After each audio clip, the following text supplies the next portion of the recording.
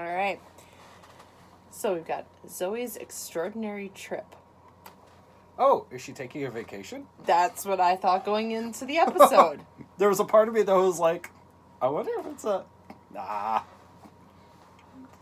I remained oblivious until the moment of. You're adorable and innocent.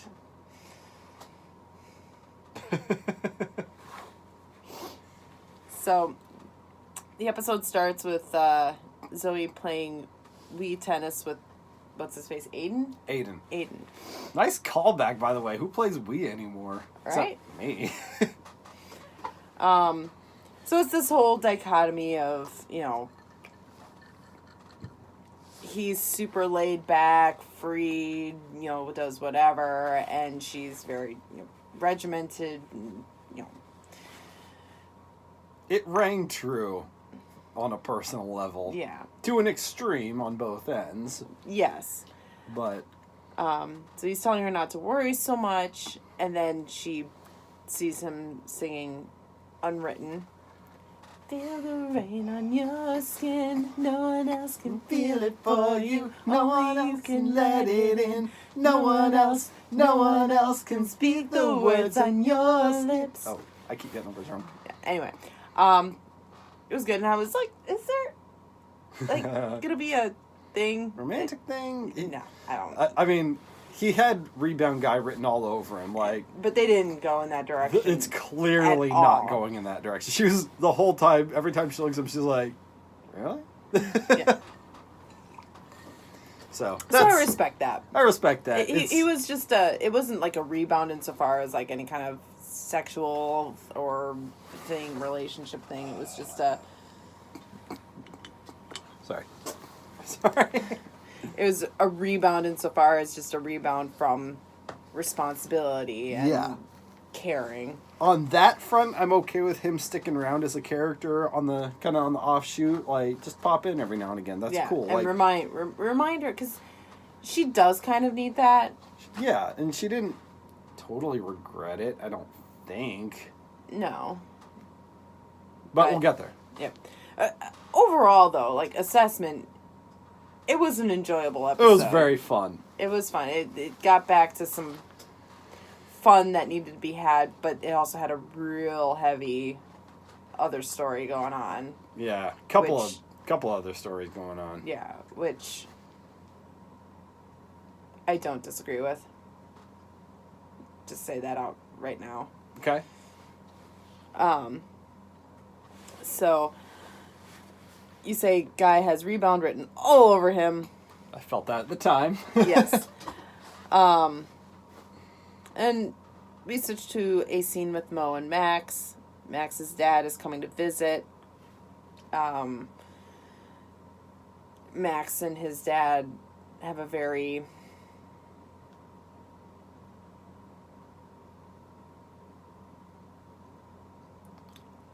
I'm going to say this, and it's not meant to sound racist or whatever, but they have a very Jewish relationship. Oh, okay. Yeah, I know what you mean. Because I think he is...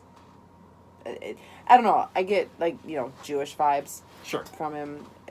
It's typical. It's common. It's the... You didn't come into the family business. Yeah. I wish you would join, open spot for you. And he... Come back to the East Coast. Yeah. Every time they see each other, his dad's pressuring him to move back and join the company. And, hey, your brothers, I get to see them all the time, but not you. So, and Max is similarly resistant to it and irritated by it. He probably feels the relationship is more strained than his dad feels. Yeah. Which I got a lot of. Yeah. So, Zoe stops by. She's like, I'm going to take the day off because I'm going to be a rebel. I'm a rebel because I learned from Aiden to be unwritten. Yeah. Yeah. Yeah. And she's like, I've got a list of rebellious things to do. And Mo's like, okay, you have a list. That's... How rebellious I am. yeah. So we cut to Simon. He gets a call from the reporter again. I should really learn Tatiana, her name. I think. Tatiana, yes, that's it. So. I'll get there. Yeah.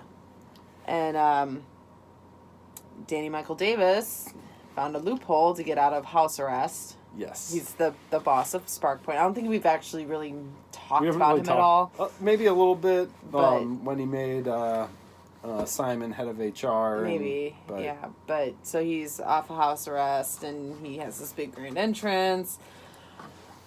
He goes and talks to Simon. It was very Steve Jobs kind of an entrance. Yeah. So he's like, hey, Simon, let's rap. And he, casually drops, the chirp doesn't recognize people of color. The facial recognition as well. And he wants Simon to handle it from a PR standpoint. Right, PR, not HR. Yeah, public relations. And Simon's like, okay. I'm black. Now, my initial reaction was, okay, but you're the head of PR. Of course you should be the one to handle this. Right, which from a,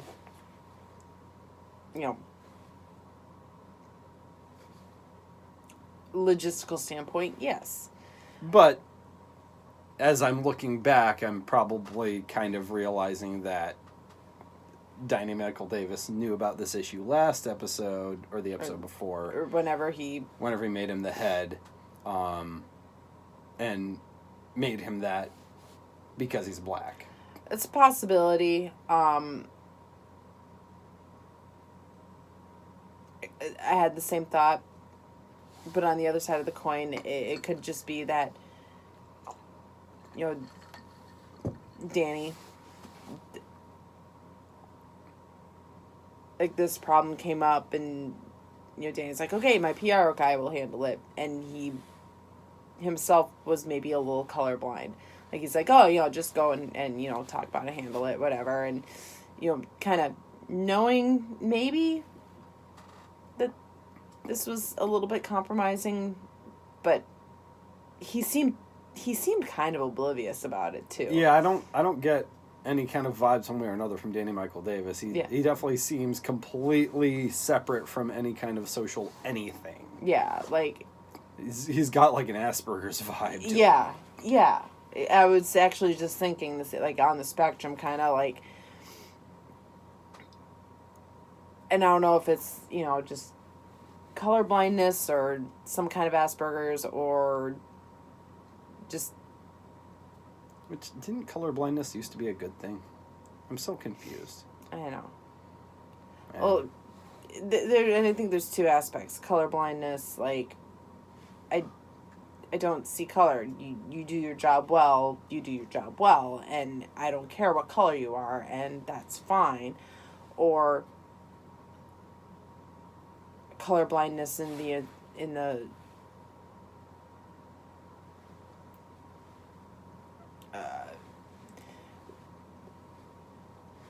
basically, I don't see how this thing will affect you as a colored person. Okay. Okay. So I think color blindness can be two different extremes almost. But but I feel like the two things could also happen simultaneously. Yeah. Separate, I don't see color. You're my guy. So it's got good and bad aspects to it. It just does. Yeah. It's a very complicated thing.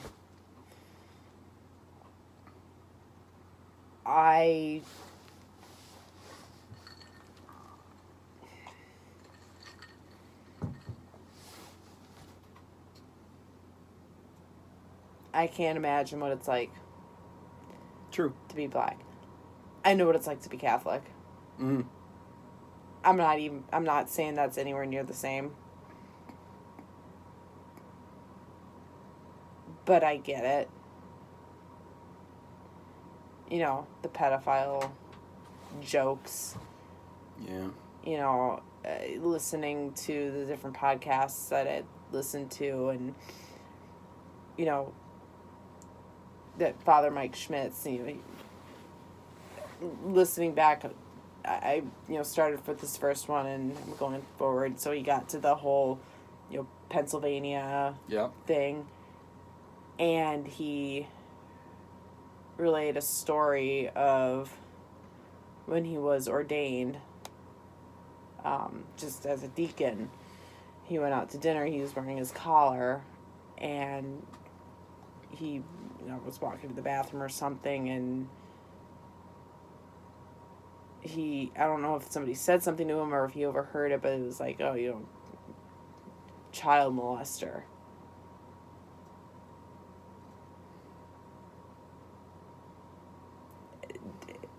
It's a different sort of thing, but it's the same.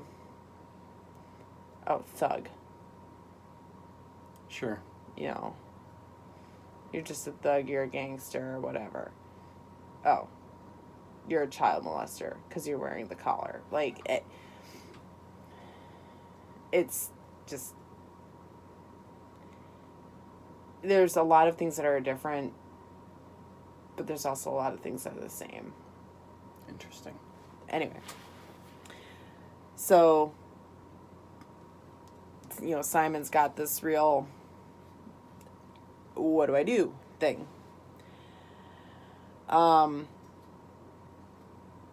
So cut back to Zoey.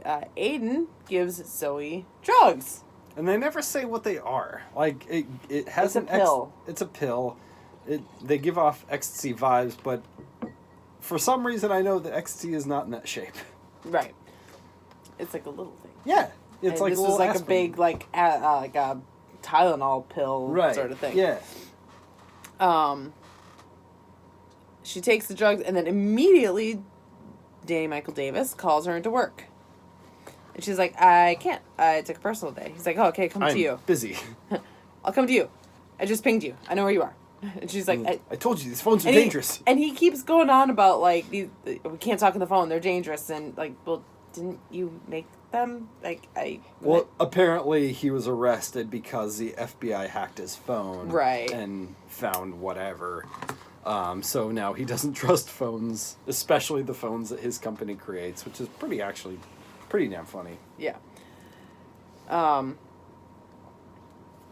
Cut to Max and his dad. He's driving his dad had come in for a dentist conference. And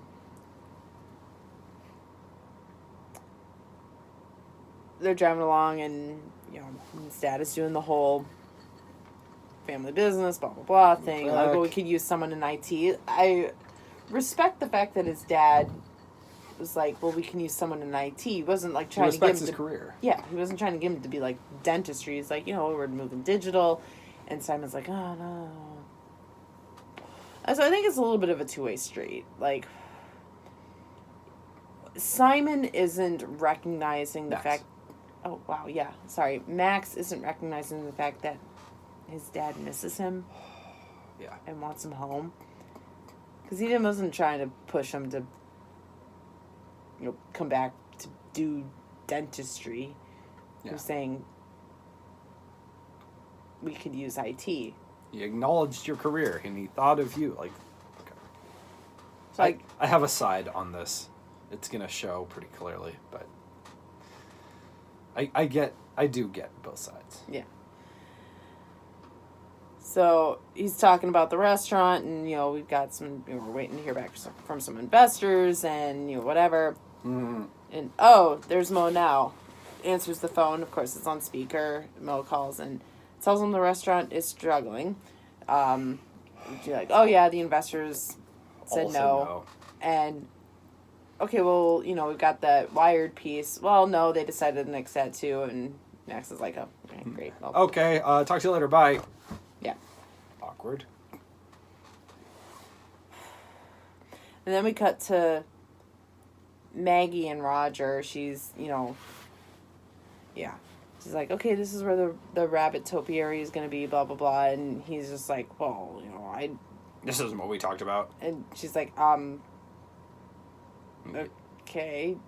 We can change it, I guess. Yeah, and How about this wall we built? This wall, it's all wrong. Yeah. Like he's just... Like, he's being a total dick all of a sudden. Yeah. And Jenna calls it out. He's like, this isn't what I was looking for. And she goes, oh, we all know what you're looking for. As she's walking by. Yeah. And... Gangster move. Like... Won't lie. You know, jump ahead a little bit. What Jenna ultimately ended up doing was wrong. But... Roger was just being completely unreasonable. Like...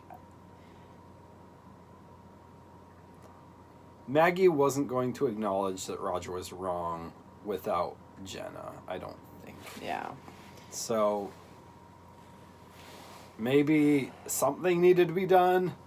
That was extreme. We'll get there. Yeah. And then we cut back to Zoey. She and Aiden are tripping hard on whatever they took when when DMD shows up. And Zoey's like, you know, being all weird, and he's like, why are you acting weird? You two are on drugs. Okay, we're on drugs. Which is like, no, we're not. He's like, I founded Burning Man.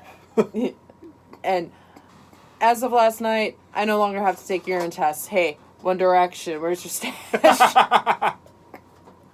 Fucking LOL. Love it. Because Aiden has long hair and is young, and yeah, he gives off One Direction vibes. Which I guess that Harry Styles is dating Olivia Munn now. Olivia Munn? No. No, not Olivia Munn. Olivia Wilde. Right, yeah. Apparently. Bit of an age difference there. I'm like, wasn't she with Jesus? And I guess what happened to that? That was so cute. Did you hear about Aaron Rodgers' new beau? Beau? Like guy? Oh. No. New girlfriend? I'm gonna get her name wrong. Shalane? The chick from, Insurgent and whatever movie. That game of... That clone of Hunger Games. Shalane... Is it Woodley? What? Yup! What? Yeah! No! They're an item. No. I haven't heard of her in like 5 years. No. Oh. Aaron has bad taste in women. Aaron, you can do better, buddy. Olivia Munn. His girlfriends have typically been very attractive. I will say that. Olivia Munn. I liked Olivia Munn. Danica Patrick. Yeah. But Shailene Woodley. Oh yeah. That's. Yeah. He needs to be a priest. Clearly. As we saw from the NFC Championship, he is attracted to failure. Sorry. Too soon. Too soon. Yes, it is. I hate you. I know you do. Anyway. So, DMD, Aiden, and Zoey are out for a walk. Yes, tripping balls. And Zoey has this moment. She's like, oh no, it's happening. I'm like, oh, she got. But nope. Who is it? Who is it? Who's? It's me! It's me! So here's her own song. Simultaneous Starships music sequence. So, Starships are meant to fly. Reach out and touch the sky. And, you know. Fuck Nicki Nicki Minaj. Yeah, exactly. That was fun. That was a fun sequence. Max is panicking about lack of investors. Episode jumped around a lot. Yeah. Mo asks if Max's dad will invest, and Max is like, I don't want to go down that road, but, you know. But it's Mo a reasonable request. Mo convinces him, like, you know, we're going to breakfast tomorrow, Zoe will be there, he'll be in a good mood, that's fine. Because Max's dad really likes Zoe. Calls her a ray of sunshine. And then we jump to Zoe has hit the depression stage of her trip. And, they're all at her house eating popsicles. yeah, and Aiden is in the background just going, ooh. Yeah. But I really liked the scene with her and Danny. Yeah. Because, you know, she's all depressed and he's like, oh, she comes down hard. But he was genuinely interested in what she was saying. Yeah. And she was, you know, she's talking about her dad, and he was genuinely like, what happened, and he even said, you know, she talked about her dad dying and everything, like, you know, having this debilitating disease and her mom having to deal with it for, you know, over a year, and then he died and whatever, and he's like, it's not the same, but I know how you feel. And he goes into how Spark Point is just completely draining him. it's the only thing he's ever cared about, and he's completely lost all passion, motivation for it. It's dying, he feels, Yeah. and I just wants out. really respected that exchange because he was genuine when he was talking to her. He was interested in what she was saying, and he admitted that what he was feeling was nowhere near what she was going through. Interesting juxtaposition to a few episodes ago when Roger said, oh, I know how you feel, I lost my wife. To a divorce, but Yeah. it was like, wow, That's that is not- completely out of touch. Yeah. So there was a similarity there and a nice comparison. I like it. And there was like, with Roger, it was completely selfish, and with Danny, it was, Trying to connect. yeah, which I really, really liked. Mm-hmm. I had a lot of respect for that scene. I loved it. Yeah. And like that, and again, like there's no like romantic thing or No. anything. It was just a genuine. What's wrong? But And they haven't really done that with Danny's character. He's been this aloof. Like- I know I just said the word character, but caricature, really. yeah, He's this silly Steve Jobs type. yeah. By the way, seems way too young for his ex-wife. Wasn't he married to Joan? No, Oh. no. She was married to someone else. Oh, okay. Yeah. Okay. Got it. Yeah, so we get into he's unhappy running Spark Point, you know, having to sort of bored 24/7, blah, blah, blah. And then it's a commercial break, and we jump to the pitch with Max's dad. The name of the restaurant is Maximo, which I like. I like it. Max's dad brings up the issue, like, okay, where are you getting your money from then? And they said, well, it's going to come from drink sales. And Max's dad starts his criticisms, and Zoey hears Max sing Numb. It's very appropriate. Oh, man, that was really on point. Yeah. They're so good with their song selections. They really are. And it was really touching. Like, I got chills. So, you noted maybe if Max showed more interest in his dad's business? Yeah, I don't know. Like, Max's consistent irritation with his dad bothered me. I mean, he's asking his dad to be interested in his business. And I know you don't have to go into the family business, but has he ever asked how it's going? Has he ever asked... I don't think he has to, because his dad is constantly talking about it, but I get where you're coming from. Yeah. You know, relationships are a two-way street, even with your own kids. Yeah. Which is something I need to remember. But, so, Max's dad leaves, like, you know, I'll think about it. And Zoey tells Max to care less. And Max doesn't take that well. He's like, that's one of the things I love about you. Is that you care. Is that you care. And so he has a oh shit moment. Yeah. And then we find out, it's a Maggie and Jenna scene. Maggie comes in and reams out Jenna because Jenna sabotaged Roger's very expensive car with manure and a cactus. In the shape of... a middle finger. Yes. And it was a really interesting scene because Maggie said that Roger told her that she needs to fire Jenna or he's going to fire her. And Jenna's like, well, what'd you do? And Maggie's like, well, I told him I don't want to work with him anymore. So Maggie got ahead of that and quit. Yeah. But then she fired Jenna. And Jenna's like, before that, Jenna goes, you chose me? And she's like, no, you're fired. Yeah. Because of course you are. Yeah. Because you can't trust someone who's going to do something like that. Yeah. But and at the same time, like, you saw where Jenna was coming from. Like, she was trying to protect somebody she cares about.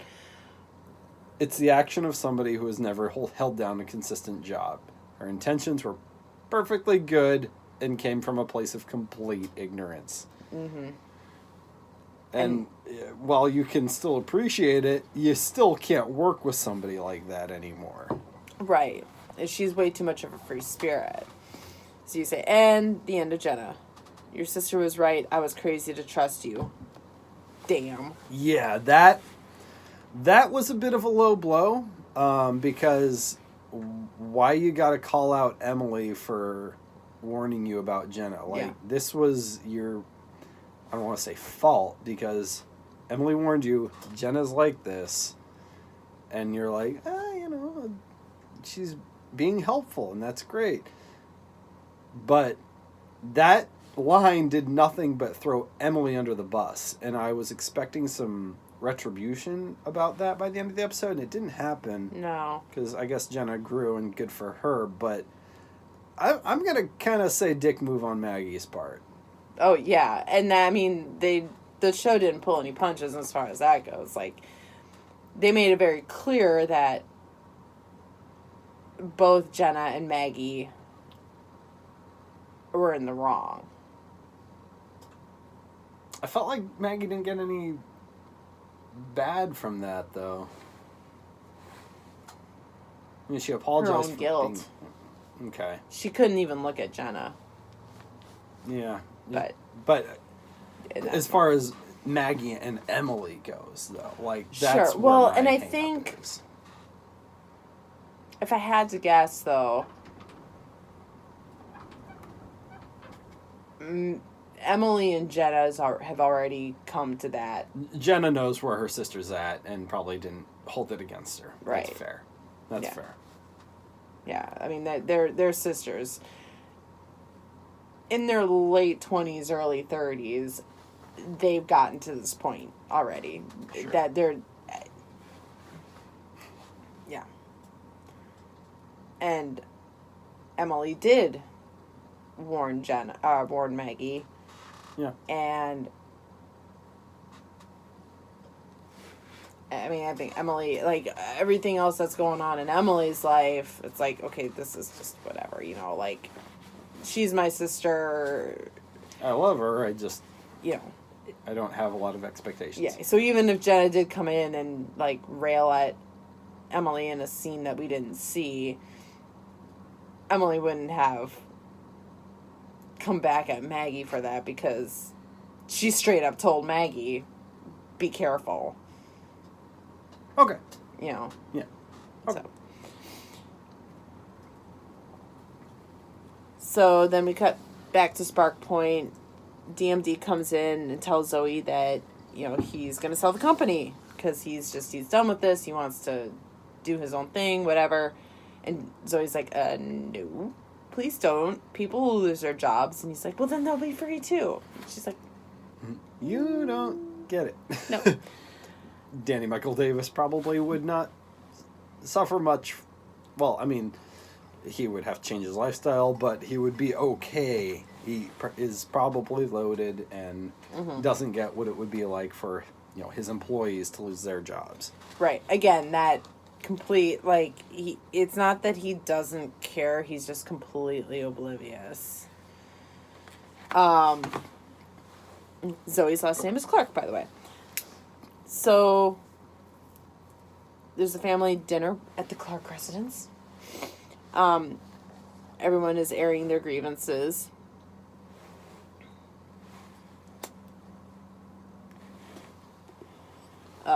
Jenna comes by, hands Maggie the gardening tools she used for the job, and it's really tense. And Maggie isn't even looking at Jenna. She's very cold. And Zoe's just like, what's going on? I care. I get it, universe. Okay, I care. She had a whole speech about universe. I don't care anymore. But no, I care. I like that David and Emily were very background. Like, there was so much going on. We didn't need their thing. They're there, but they excuse themselves at appropriate times. Yeah. I like that. Yeah. It's a real human thing. Yeah. Then we cut to Simon and Tatiana, the reporter. At Mo's place. He tells them, because they're all black. Yep. He tells them this whole thing. And it was very interesting because Mo was like, dude, quit. But Tatiana's like, no, stay. Work up the ladder. In a couple of years, get the position of being on the board. And Mo's like, in a couple of years, but then in the meantime, he's just being a talking piece for them, and you don't know what he's going to do. I can't even imagine being in that position. Well, to a lesser degree, I can. I refuse to work on cases with stem cell research. Sure. I'll do the bare minimum with, if it's just like, essentially noting a document that came in, but if it's anything that I have to like set a deadline for, I email it to my supervisor. And you set that expectation early on. Yeah. With your supervisor, like, when I realized that was something that was going to be a thing, and it's maybe like 5%, not even, of the cases I work with, but when they come up, I don't touch them. I had a very similar experience in my last job. Like, within a few weeks of starting there, I was going through our client list, and I realized one of the clients, not one of our actual clients, but one of the companies in our contact list, I guess, was Planned Parenthood. And I asked for a meeting with my supervisor, and I was like, if they're one of our clients, I can't help them with anything. I didn't specify them. I was like, I saw a company in that list, and if we ever do any business with them, I can't work with them. And he was like, okay, that's fair. If that happens, you won't be expected to. And he asked after the fact, out of curiosity, would you mind telling me who the company was? I did. He was like, oh yeah, we don't actually do business with them. I don't know why they're still in there. Well, given that the owners were very Christian. Right. Yeah. Yeah, I don't know. I don't know how that all happened, but I didn't really know that at the time. I just... Yeah. Yeah, you set expectations. Yeah. And... But maybe at a bigger corporate facility, that's not really an option. Yeah. But I don't... I talked to my supervisor, and he has been so supportive of that. it's the mark of a good supervisor when you don't know which way he rolls politically or, whatever. Religiously or whatever else. Yeah. And he absolutely respected the fact that I have a moral issue with that. And he was like, okay, well, because he didn't want to lose me. I have a great supervisor. You do. I do. You do. Anyway, we're off topic. Anyway, so we cut to Max and his dad. Max goes to pick up his dad to take him to the airport, and his dad's like, oh, I've got some good news for you. Here's the money. Max is like, oh, this is great. Thank you so much. And his dad's like, yeah, well, if it doesn't pan out, then it's fine. It's just, it's extra money. It's not going to hurt me. And Max is like, do you not believe in what I'm doing? And it was a really weird moment because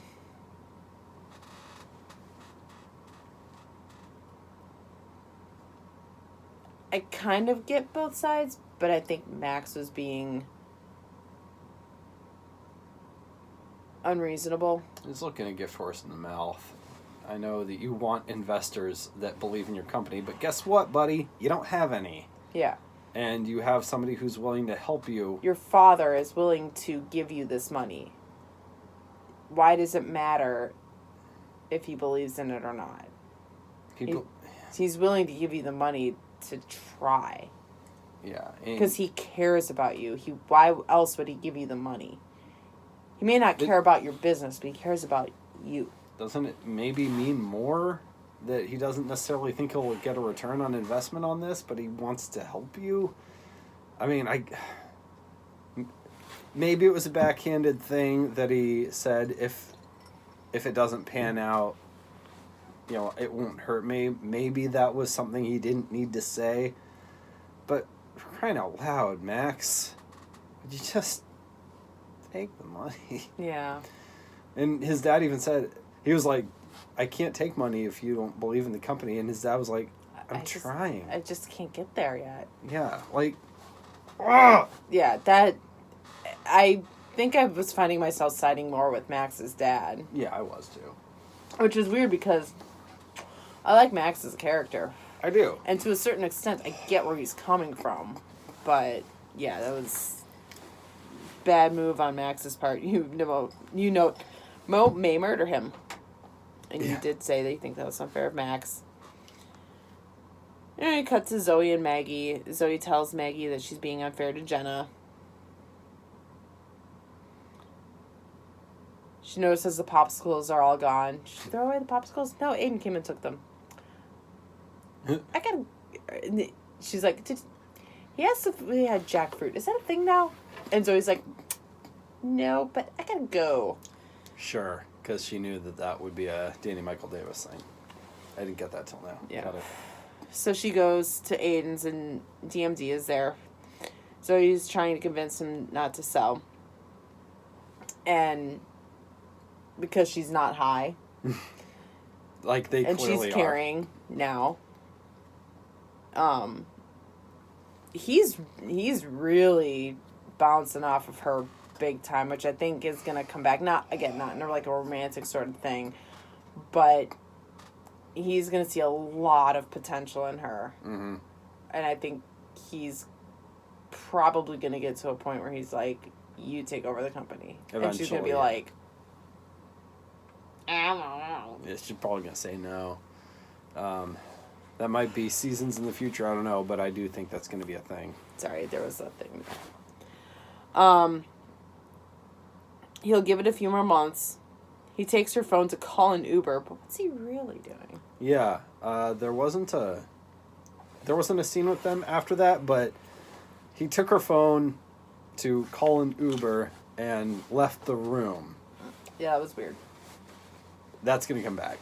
I don't know what he was doing, but that's gonna come back. So stay tuned. Yeah. So we jumped to Emily saying goodbye to Jenna. Said she's leaving a gift. You say, uh-oh. And then Maggie and Jenna talk. they smooth things over. It was a nice little scene. It was. Then we jump to Max and Mo. He tells Mo that he couldn't take the money. You say, he didn't murder Max. Jump back. Jenna's gift was a gorgeous collage of pictures that she promised. She promised she was going to do it, and she did it. I forgot she had promised that. Yep. Nice. Very nice. So we cut to Simon's press conference. There's a music sequence. I didn't recognize the song, but the tone of the song was "Don't Let Me Be Misunderstood." It was by the Animals, believe it or not. Oh. House of the Rising Sun Band. Oh, Yeah. interesting. But I like that it seemed like he was praying. God, don't let me be misunderstood. Yeah. Which... yeah, in that situation, I get it. Like, he's caught between a rock and a hard place, and he sees both sides, and he's trying to figure out what's the best thing to do. Working in PR's gotta suck. Yeah. So he goes up, and he gives a very good, he's upfront about the issue. He said, we're working on it, and then he goes off script in a really good way. He does call out the company for the board having only 2 women on the board and no people of color. This wouldn't have happened if there had been any kind of representation on the board. This needs to change. End episode. And I really respected how they went about it, because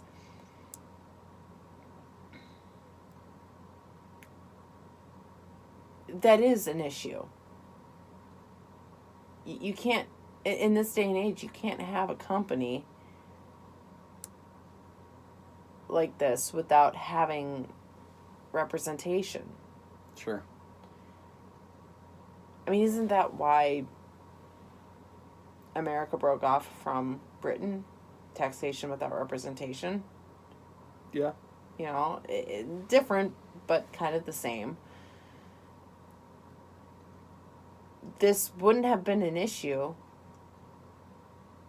if you had other people, if you had people other than your own type of people weighing in.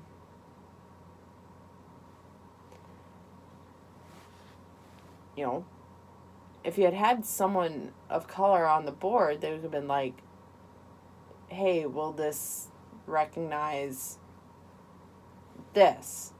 Like, when you have a whole panel of people who are of the same type, you're going to have a very narrow view.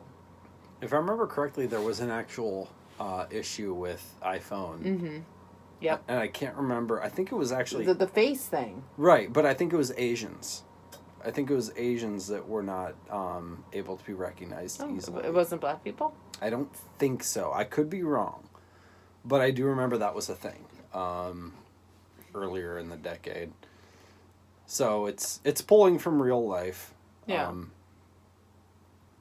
Yeah. So... Anyway, it was a good episode, and I like how they're handling sensitive issues without shoving it down your throat. It really does make you... It's subtle enough that it does make you kind of step back and say, okay, I get that. It's not like... Well, the timing's pretty poignant. I don't think it's an accident that this episode came out, the first episode to come out in Black History Month. I think that was very intentional. Well, technically, it didn't even, because it came out last Thursday, which was still in January. Oh. Well, regardless. But, yeah. I think it was still pointed for that reason. I wonder about the target.